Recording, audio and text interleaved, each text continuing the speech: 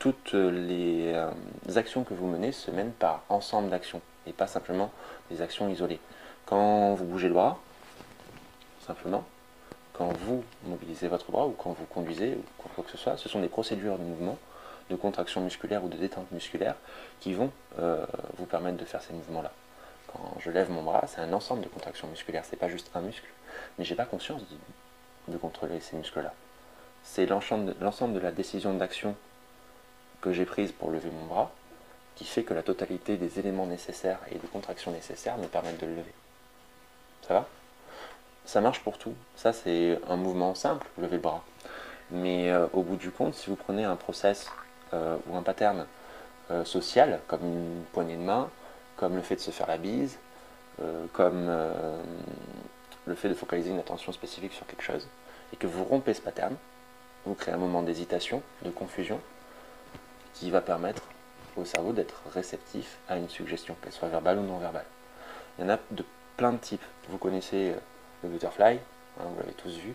Vous connaissez le Lightward Set, ce sont les plus connus et les plus explosives. Et beaucoup d'apprenants vont vous dire l'important dans le butterfly, c'est pas que la main ne soit pas là, mais qu'elle soit là pour que le champ de vision soit mené vers le haut et que ça fatigue plus vite les yeux. C'est plus ou moins vrai, mais en fait on s'en tape. Parce que c'est pas dans la rigueur de la technique que ça va être important, c'est dans réellement la compréhension de cette systémie. Ça va? Concrètement, Butterfly, on joue sur la saturation des sens et sur la saturation analytique de ces sens.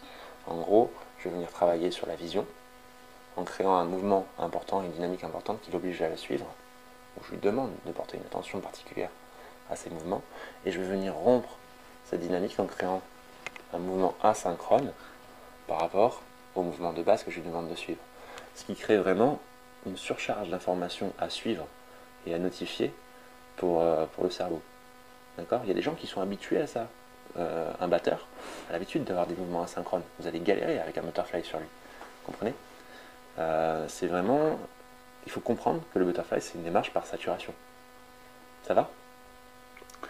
Si je prends la fameuse induction des années 70 dans le spectacle, où c'est simplement un regard très profond avec des yeux très ronds. Genre.